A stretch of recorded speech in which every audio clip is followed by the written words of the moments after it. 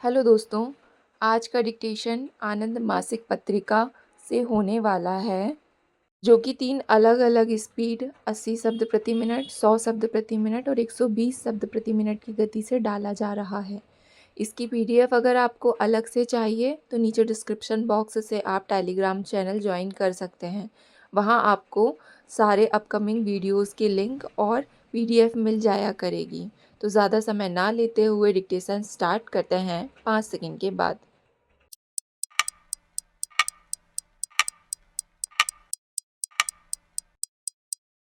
Start. सभापति महोदय, हम निसंदेह किसी बात में परिवर्तन केवल परिवर्तन के लिए नहीं करते। यह कोई प्रतिष्ठा का प्रश्न नहीं है। हमें देखना यह होता है कि क्या संविधान जैसा वह है उन लोगों का हित साधन कर रहा है या नहीं, जिनके लिए उसका निर्माण किया गया है। ये दो मुख्य विषय हैं जिन पर विचार करना है। अगर किसी परिवर्तन की आवश्यकता है तो वह लोकतंत्र को करने के लिए ना होकर उसे और सार्थक बनाने के लिए होगा। उसे सुरक्षित रखने और अधिक जीवंत बनाने के लिए होगा। दुनिया जैसे जैसे आगे बढ़ती है, समाज, परिस्थितियाँ, इन सभी में लगातार परिवर्तन होता है और यह सिलसिला अनादिकाल से चलता आ रहा है। लेकिन हमारे समय में परिवर्तन न केवल हमारे देश में बल्कि सभी देशों में बहुत तेज़ी से हो रहा है, जिसका कारण है विज्ञान और प्रौद्योगिकी और आर्थिक स्थिति पर उनका प्रभाव। प्रत्येक समाज को जीवित रहने के लिए और जो भी चुनौतियाँ सामने आएं, उनका उत्तर देने के लिए इस प्रगति के साथ कदम मिलाते हुए आगे बढ़ना होता है। आप सबको इस समस्या पर इसी दृष्टि से विचार करना है। जैसा कि मैंने कई अवसरों पर कहा है, हम निश्चय ही कानून विशेषज्ञों की सलाह और उनके लंबे अनुभव का लाभ अवश्य ही उठाना चाहते हैं।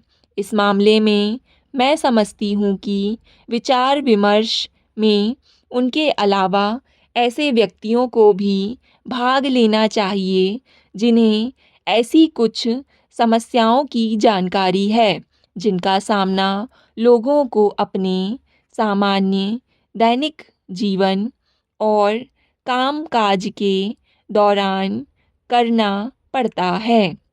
दोनों प्रकार के लोगों के बीच विचारों का आदान प्रदान होना चाहिए।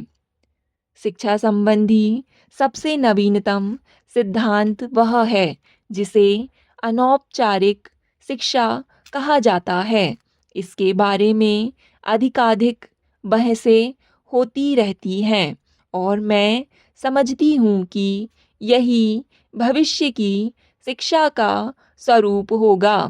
इसकी एक विशेषता यह है कि विभिन्न प्रकार के लोगों के बीच इस प्रकार का विचार विनिमय आवश्यक है और चाहे जिस प्रकार के प्रश्न पर विचार हो रहा हो, उसमें भाग लेने वाले सिर्फ वे नहीं होने चाहिए जिन्हें उस विषय का अनुभव हो, बल्कि समाज के व्यापक वर्गों के लोग भी होने चाहिए।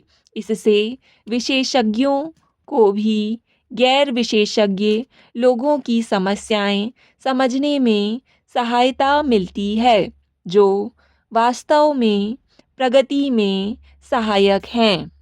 सभापति महोदय, जब हमने एक बार कानून बना दिया तो उससे केवल वकीलों का ही संबंध नहीं होता।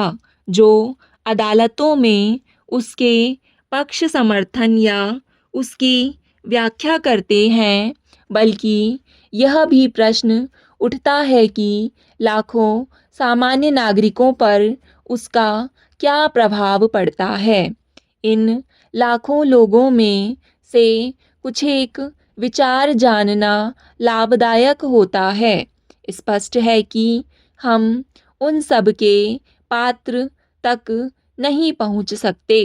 तो यह बात थी मेरे मन में कि इन सब बातों में जहां हमें आपके मार्गदर्शन की आवश्यकता है, जहां हम सलाह लेना चाहते हैं कि क्या किया जा सकता है, कैसे किया जा सकता है, राष्ट्रीय जीवन के दीर्घकालीन हितों को ध्यान में रखते हुए क्या करना ज़्यादा अच्छा है, वही हम आपको यह भी बताना चाहेंगे कि जनता के विभिन्न वर्गों को किन कठिनाइयों का सामना करना पड़ रहा है। यह दुर्भाग्यपूर्ण किंतु सत्य है कि हमने निर्धनतम और कमज़ोर से कमज़ोर लोगों के अधिकारों की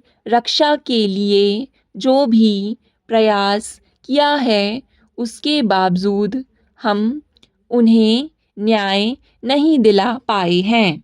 न्याय व्यापक अर्थों में, जिसके अंतर्गत आर्थिक न्याय शामिल है, लेकिन हम सामान्य अर्थ में भी, यानी न्यायालयों से संबद्ध मामलों में भी न्याय नहीं दिला पाए हैं। हम देखते हैं कि संपन्न व्यक्तियों के पास न केवल पैसा है, बल्कि उनके पास अपने हितों की रक्षा के लिए अन्य अनेक साधन भी हैं, जो अपेक्षाकृत ज़्यादा गरीब व्यक्तियों के पास नहीं हैं। तो ये कुछ समस्याएं हैं, लेकिन यह बात संविधान पर नहीं, बल्कि न्याय प्रणाली पर लागू होती है। इस प्रणाली में हम सुधार कैसे करें, इसका एक अंग कानूनी सहायता देना, और यह एक उपयोगी और अच्छा विचार है। मुझे मालूम है कि आप में से अनेक अधिवक्ताओं ने तथा राज्यों में अन्य वकीलों ने इसके लिए अपनी सेवाएं अर्पित की हैं, तथा हम उनके आभारी हैं।